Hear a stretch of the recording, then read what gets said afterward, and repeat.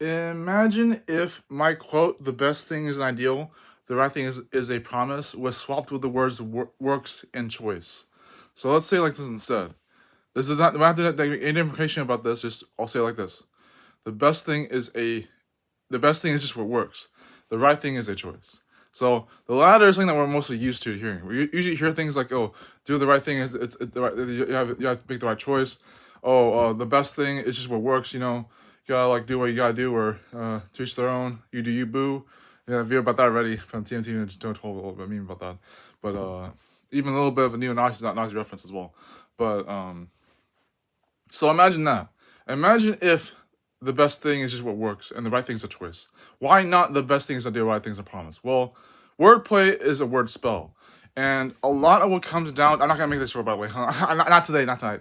Uh, Word plays and word spells and a lot of like, numbers and simple maths and complex beauties and stuff like that.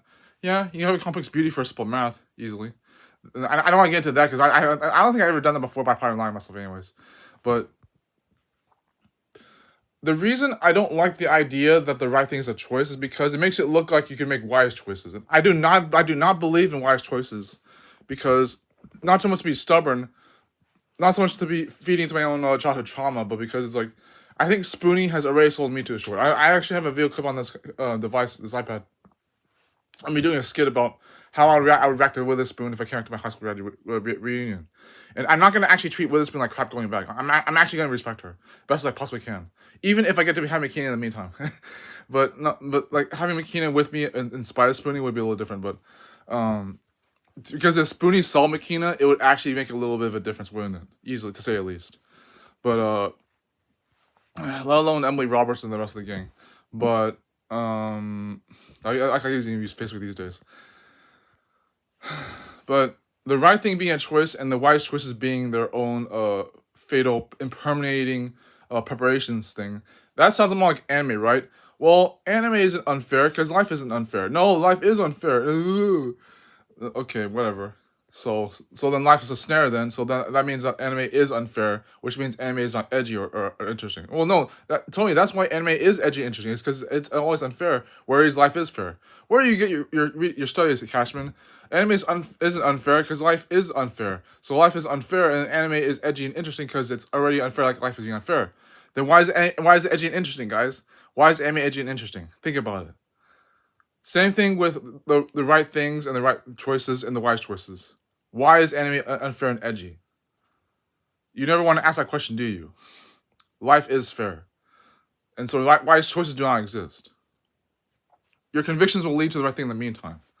Back to the initial, where doing the best thing is just because it works.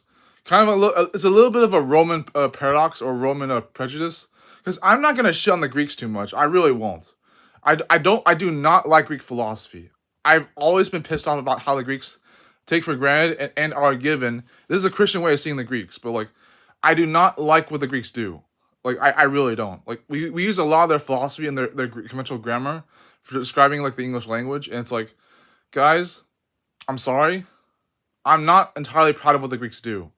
I really am not. But it's because the Romans remind me of my uncle. Both of them actually. Marshall and Andrew, because Andrew is very risk taking as a salesman, and Uncle Marshall is very he looks like Stephon Paces in a good way, and he even behaves the same way, kind of like Moriarty does with Paka from The Ones Within, not Dishito Genome, but same voice, same personality, same everything. Same with Uncle Marshall and Stephon Paces from Purpose Before Swine. But yeah, Uncle Marshall is very merciful and forgiving, but also very goofy and charming. Uncle Andrew is very risk taking and ambitious and charismatic as well. Their best things aren't necessarily just what works, it's actually an ideal. But when they achieve those ideals, they are the heroes we deserve and need. What about the right things being a choice and the wise choices and the right thing being a promise or a choice? I prefer the best thing is an ideal, the right thing is a promise. Because if the best thing is just what works and the right thing is a choice, why would I be here? Why would I have a scar and a birthmark on my right arm? Because is that a regret, or is that actually giving me a meaning that I have to force? If you do you, Boo reigns supreme, no one gets to do what they want or need, or right thing anyways. Bye.